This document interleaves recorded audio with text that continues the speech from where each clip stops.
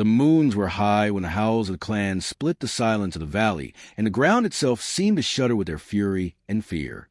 The predators were creatures of sinew and fong and fire-eyed resolve, yet that night their hearts shook as though the bones within them had turned brittle. Lyra awoke to the emptiness of the den where her 2 cubs should have been pressed against her warmth.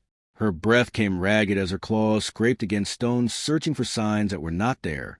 A mother knows when her children are gone, and she knew before her voice rose in a keening wail that echoed through the caves. The clan stirred in chaos. Torches flared to life as shadows danced against the jagged walls. Voices barked orders, and others screamed questions, but no answer came. The cubs of the clan were sacred. They were the lifeblood of their future and the pride of their pack. To lose even one was unthinkable. To lose more was the edge of despair. Chief Varesh emerged from his dwelling a mountain of scarred muscle and gleaming fangs. His mane was streaked with the white of many seasons, but his presence commanded obedience. He raised a hand, and the cacophony dwindled into silence. His eyes locked on Lyra, whose body trembled, as though each breath threatened to shatter her. He asked no questions, for the grief etched into her face told him everything. He turned toward the cave mouth and sniffed the air. The night carried scents of moss and earth and stone, and something else faint and strange. Scouts rushed forward, their muzzles low to the ground. They returned with news that made the fur along Varesh's neck bristle. The tracks leading from the den were not clawed, not pawed, not beast-like at all. They were the prints of something that wore coverings on its feet. The murmurs rippled through the crowd. Humans! For generations the predators had shared this frontier world with settlers from the stars. The humans were tolerated but never trusted. Soft-skinned creatures that relied on tools and machines. To the predators they were prey disguised as kin, and their presence was an affront to instincts honed through blood and survival. Whispers grew louder and turned into snarls. If the humans had touched the cubs, then there would be blood and fire before dawn. Varesh growled deep in his chest, silencing the crowd once more. He knew the law of the clan and the weight of vengeance, but he also knew the danger of haste. War with humans would bring ruin upon them all, yet the thought of cubs in human hands made his claws itch to rend flesh. He ordered the trackers to follow the trail and bring back truth before judgment. Lyra stepped forward, her body taut with a mother's desperation. She begged to join the hunt, and Varesh did not deny her, for to refuse would have broken her beyond repair. The hunters gathered spears and bows of bone, and steel their eyes gleaming in torchlight. They vanished into the trees, leaving the rest of the clan in fearful waiting. The forest was alive with sound. Leaves whispered in the wind, and unseen creatures scattered at the passage of the hunters. The trail wound through thickets and over ridges, leading them deeper into human territory than most of them had ever dared to go. Every scent told the same story. The cubs had been carried, not dragged, not harmed. Their fear lingered faint, but mingled with the strange warmth of human scent. Lyra felt her chest twist with confusion and dread. The hunters pressed on until the dark broke with the glow of human light. A small outpost stood at the edge of the trees, its walls of metal and stone humming with alien energy. The scent was strongest here. The cubs were inside. The hunters spread into position surrounding the outpost like shadows with eyes of flame. Varesh signaled for silence. The clan was ready to strike at his command, but his gaze lingered on the door. His instincts screamed caution and rage in equal measure. He turned to Lyra and saw the storm in her eyes. She trembled between the urge to tear through the walls and the fear of what she might find within. The night stretched thin as a blade. Every heartbeat was a drum of tension. Varesh raised his hand, preparing to signal the breach. His eyes glinted like twin coals as he growled a vow that if the cubs were harmed, then no star in the sky would hide the humans from their wrath. The hunters braced. Lyra bared her fangs. The outpost door loomed before them, waiting to reveal truth or death. The silence pressed heavy and endless until command fell like thunder. They surged forward, and what they would find within would shatter everything they thought they knew of prey and predator. The outpost door gave way with a shriek of metal, and the hunters stormed inside, their claws poised, their eyes blazing with fury that could tear stone itself apart. Lyra rushed ahead, her breath raw in her throat, every nerve screaming for her cubs. The chamber was dim lit by the pale glow of human lamps that buzzed faintly against the silence. The air smelled of steel and oil and smoke, but beneath it pulsed the unmistakable scent of her young alive close warm. She halted at the sight before her. On the floor of the chamber lay a human man, his back against the wall, his arms wrapped protectively around two small forms. Her cubs curled into him, their fur rising and falling with a steady rhythm of sleep. They made small sound of contentment, little whimpers that only a mother would know. Their claws were sheathed, their tails flicked gently across his chest, and his hand rested open and calm upon their backs, as if he had guarded them, not captured them. The hunters froze. Their roar stilled in their throats. None had expected this. They had come prepared for screams or blood or cages. Instead, they found peace in its most disarming form. Lyra felt her knees weaken, her body torn between tearing the man apart and collapsing into relief. Her cubs breathed unharmed, unafraid. They had chosen him. She could see it in the way they nestled against his heartbeat, as though it were their own. Chief Varesh stepped forward, his frame filling the space as shadow, falling over the human. His voice rumbled low as stone grinding. "Explain yourself." The human stirred, his eyes blinking open to the sight of predators surrounding him. He did not scream or lunge for a weapon. He only tightened his hold on the cubs, though not in fear, but in instinct. His voice was soft, steady. "They came to me frightened. I did not take them. They chose me." His words cut through the silence like a blade of light. The hunters shifted, uncertain. To claim choice was blasphemy. Cubs bonded to kin, not strangers, not prey. And yet the proof lay breathing before them. Lyra stepped closer, her heart storm. Her eyes locked on the human, his face pale and weary yet unyielding. She bared her teeth, ready to strike, but her cubs stirred against him with a small cry. The human bent his head, murmuring a comfort too quiet to hear. The cubs sighed and pressed closer. Lyra stopped as if struck. Her claws hovered in the air, her instincts snarling for blood, yet her soul frozen by the sight of her child safe. She felt rage twist into confusion until it left her hollow. The hunters behind her whispered curses, some calling for the man's death, others muttering in awe. One growled that it was trickery, another swore the gods had bound this moment. Varesh growled again, silencing them. His eyes blazed as he loomed over man. "You speak as though you understand what you hold. They are not pets. They are heirs of claw and blood. To touch them is to claim death." The human met his gaze without flinching. "Children are children. I held them because they were cold. I stayed because they trusted me."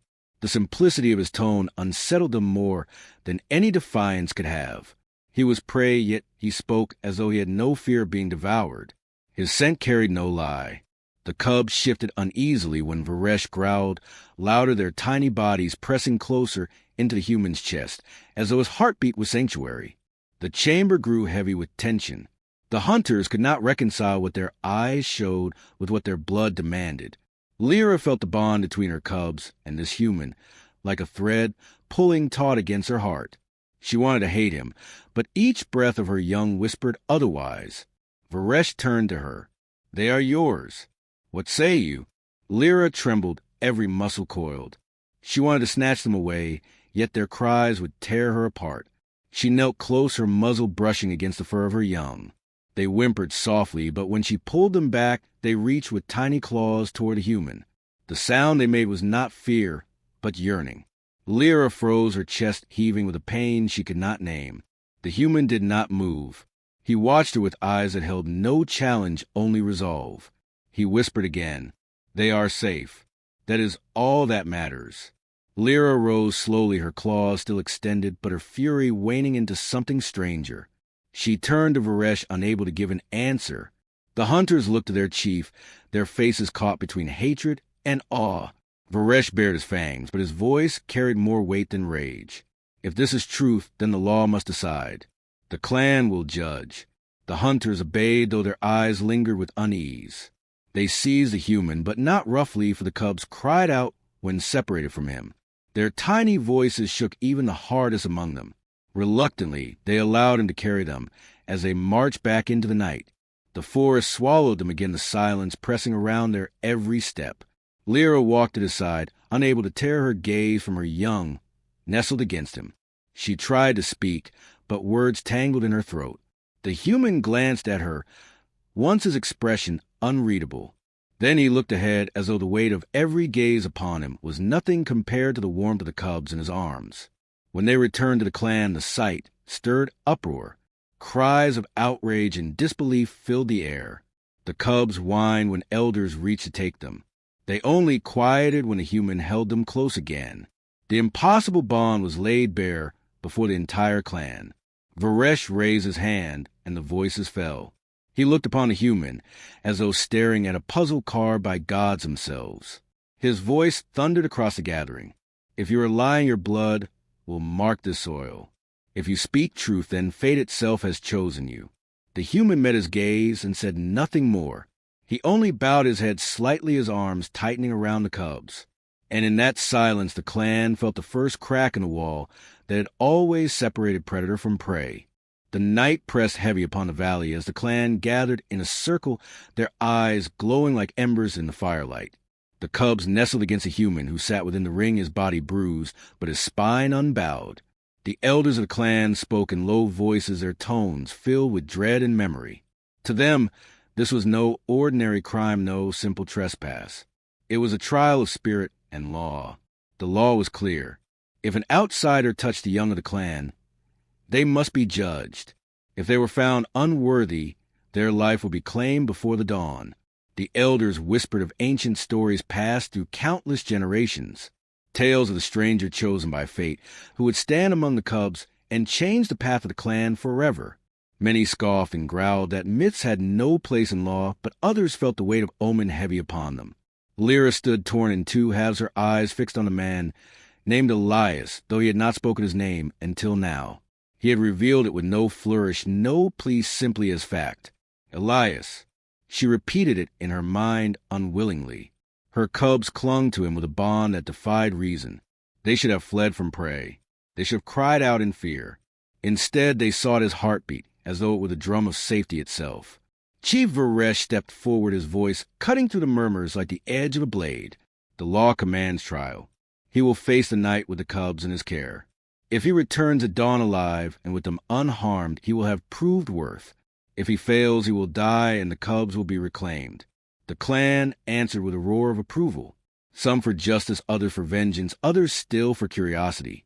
Elias did not flinch. He placed a hand gently on the backs of the cubs and nodded once. I accept. The hunters led him into the forest beyond the valley, where shadows twisted between ancient trees and beasts stalked unseen. They left him with no weapon save the fire he could kindle and the will he could summon. The cubs whimpered when the clan vanished into the distance, but Elias whispered softly, calming them with words none understood, but all could feel. His voice carried the rhythm of promise. From the cliffs above, unseen eyes of the hunters watched. They expected to see him falter within moments. The forest was no place for prey. Yet Elias moved with a strange purpose. He gathered branches, struck stones for spark, and soon flames licked the dark. The cubs huddled close against him, their wide eyes reflecting firelight. Hours passed. The forest stirred with danger. A great beast lumbered from the shadows, its body thick with muscle, its maw dripping with hunger. The hunters tensed ready to descend when Elias did the unthinkable. He did not run. He did not scream. He stood before the fire and lifted a branch of flame. His voice rose loud not in terror, but in defiance. He thrust the fire toward the beast, his form small yet unyielding. Sparks danced into the night. The beast snarled, recoiling from the blaze before retreating into darkness. The hunters whispered among themselves. No prey would face death with fire and courage. Lyra felt her chest twist with something she could not name as she watched him hold his ground until the danger passed. Later the cubs stirred restless. Elias gave them water from a hollowed stone. When the wind grew colder, he shed his covering and wrapped it around their small bodies, though his own skin shivered in the night air. He lay awake while they slept, his eyes never closing, his form bent like a shield around them. He bore every discomfort as though it were nothing so long as they remained warm and safe. The hunters who watched felt their certainty unravel. They had come expecting weakness. They found resolve instead. Each act, however simple, echoed louder than roars of strength. This was not the survival of fang or claw. This was the survival of heart. The night dragged on, and when dawn broke pale across the sky, Elias emerged from the forest. His face was lined with exhaustion, his hands blistered from fire, and stone his arms scratched and bleeding from thorns. But the cubs clung to him alive, unharmed, their small voices rising in playful cries. They looked upon him as kin. The clan that awaited him fell silent. No one spoke as he walked into their midst bearing the young in his arms. His steps were slow, but his gaze steady. He knelt, placing the cubs before their mother, yet they turned and pressed against him again, refusing to leave his side. Varesh stared long into the humans, eyes his own burning with questions that had no answers. He had seen prey cower, beg, die with terror in their throats. But never this. Never a human who bled, and endured for cubs not his own. His voice rumbled deep. You survived. You kept them safe. Tell me why. Elias raised his head, his voice hoarse yet firm. Because they trusted me, and I will never betray that trust. The words hung heavy in the air as though the very ground held its breath. Lyra felt tears sting her eyes unbidden. Her claws curled into the earth as she struggled against the storm inside her. This man had done what even kin might have failed. He had faced the night and returned with her children untouched. The clan murmured, restless, torn between outrage and awe. The law had been answered, yet the question of what it meant still clawed at every heart. Varesh lifted his hand, silencing them. His gaze never left Elias. Then fate has spoken. The crowd stirred, louder voices rising with disbelief and fury. Yet beneath their cries ran something deeper, a ripple of change that no one could stop. The dawn light fell upon Elias, and the cubs huddled against him, and in that moment the line between predator and prey began to blur. The clan gathered in a vast circle, their bodies tense, their eyes glowing with the light of fire and fury.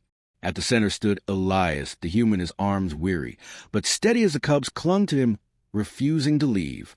Lyra stood close, her heart torn in pieces, her instincts screaming to reclaim her children, yet her soul whispering that what they had chosen could not be denied. Chief Varesh towered over them, his mane bristling, his voice carrying across the valley like thunder. The trial is complete. He has endured.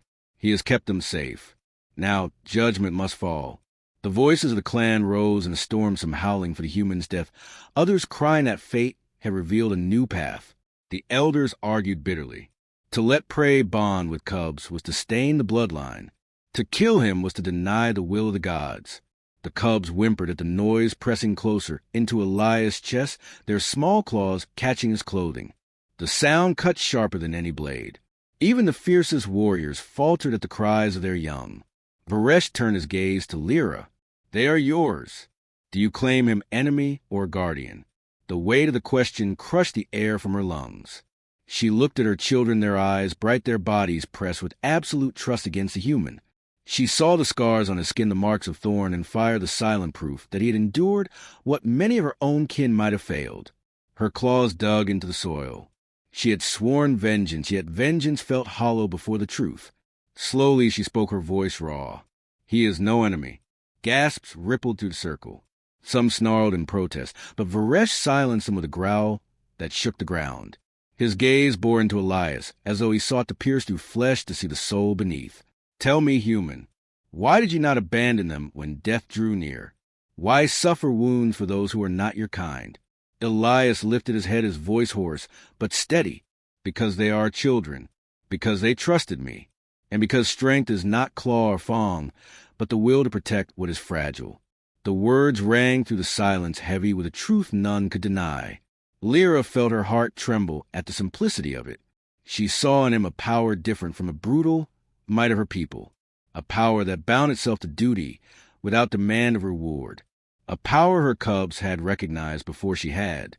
Varesh stood unmoving for a long breath, then he raised his arms to the sky, and his roar split the night. By the law of the clan, this human has faced trial and prevailed. By the will of the cubs, he is chosen. By my word, he shall live not as prey, but as guardian of cubs. The circle erupted with chaos. Some cheered, some roared in fury, some sank into stunned silence. But none could deny the authority of the chief. Elias knelt slowly, placing the cubs at his side, yet they did not leave him. They climbed onto his shoulders, their tails curling against his neck, their small eyes gleaming with joy. The sight struck the clan deeper than any decree. The bond was real, unshakable, undeniable. One elder rose, his voice bitter with rage. This is heresy. If prey can stand among us, then our blood is broken. Varesh turned his glare upon him, his fangs bared. Blood is not broken by strength of heart. It is forged by it. The elder fell silent, cowed by the weight of his chief. Lyra stepped forward, her body trembling. She touched her cubs, nuzzled them, and felt the warmth of their joy. Then she turned her gaze to Elias. Her eyes burned with a mixture of grief and acceptance. You are bound to them now. Guard them as I would. Fail them, and I will tear you apart. Elias met her eyes without fear. I will never fail them. The words settled between them like an oath carved into stone. The fire roared higher as the clan began to accept the impossible. Some turned away unwilling, others watched with cautious respect. But all knew that a line had been crossed that could not be erased. Elias stood slowly, the cubs perched upon him, as though upon a throne of flesh and spirit. Varesh lifted his voice one final time. This human is guardian of cubs. He is of the clan. His bloodline shall be honored as kin. Let any who deny it face me. No one spoke. The silence of acceptance fell heavy. The cubs yawned and curled once more upon Elias' chest, their small bodies rising and falling in perfect peace. The storm of the night seemed to fade before the quiet truth of their sleep. Lyra watched her children dream safe and unafraid. For the first time she felt no rage, only a fragile hope. Perhaps strength did not only dwell in claw and fang. Perhaps there was something greater in the quiet heart of human, who would bleed for what was not his own. The clan dispersed slowly, still shaken, still uncertain, yet unable to deny what had been witnessed. Elias remained at the center, holding the cubs, as dawn crept across the sky, painting gold upon the stone. Varesh stood beside him, his voice low, for only the human to hear. You have changed us. The galaxy will not understand, but it will learn. Elias said nothing. He only held the cubs tighter, as if their small breaths were the only truth he needed. And as the sun rose, the predators of the valley bowed in silence, the bond that defied all law. Prey had become guardian. Weakness had become strength. And in that moment, destiny shifted forever. The cubs slept peacefully on the human's chest, while the world itself awoke to a new dawn.